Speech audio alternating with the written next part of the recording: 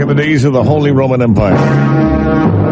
I believe that I lived as the Emperor Theseus, and together with my bride, Sleaze Baggius, we had an idyllic lifestyle, except for our son. Our son was a disappointment to me because he was growing up spindly and wimpy. My son Volskinius, I had envisioned as leading my centurions into battle. My head centurion, Spartacus, told me he was a hopeless case. All my other assistants had proud sons. Prostadius was made very proud by his son Scrodocles.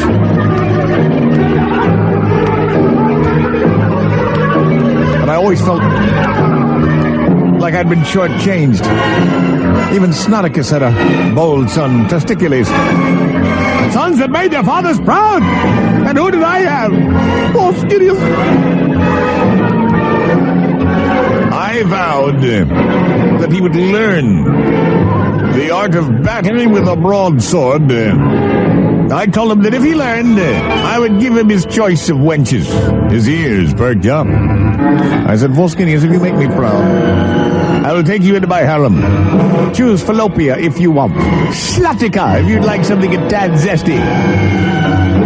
You may have Horsbagius, Pontangius, Menopausius, Hymenius, Frigidicles, Syphiliticus, Gonorius, Promiscutia. They can all be yours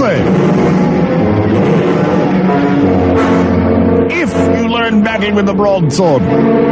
He said, could I have endometria? I said, yes. Yes, you could have endometria if that's what you want. I'll even throw in genitalia if you'd like. But you must learn the battle. Spartacus, come in here. And so Spartacus, who was a very imposing fellow, walked into the room with his assistants Hemeroidicles and Suppositorius. I said, do what you can. He said, as you wish, your incontinence. But he doesn't look like a likely candidate to wield the broadsword. I said, do not contradict me. He said, I'm sorry, your flatulence. I said, teach him.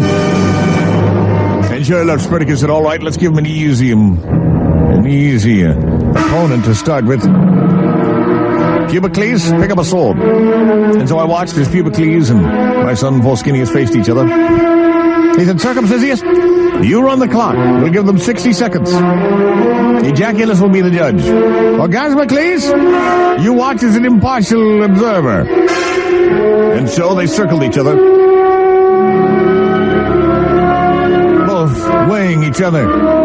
We had some spectators. Crotch Rodius was saying, come on, Volskinius, make your father proud. Gagged me with a spoonius, had his finger in his nose buried to the second knuckle. I said, come on, give it to him. And so they circled each other. I watched with some trepidation as my poor, spindly little son tried desperately to wield the broadsword. But no, he was humiliating me. Humiliating me. I said, even the old geezer Prostadius can do better than you. Well, I guess I shouldn't have shouted anything, because Volskinius turned his head to look at me. And when he did, his opponent seized the opportunity to run him through the skull with the sword and enter the side of his head. And saw daylight at the other end. My son dropped to his knees, a questioning look on his face. Then his eyes rolled up at his head, and he crashed to the floor. Disgustedly, I got up. That was my son. But humiliating. Well, I just hope my other son, Theseus, comes out a little bit better. I left my chambers, and I walked outside just as my wife, Sleaze Baggius, was returning from a trip to town. She said, how's our son doing anyway with his broadsword lessons? I said, nah. You know, Volskinius, in one ear and out the other.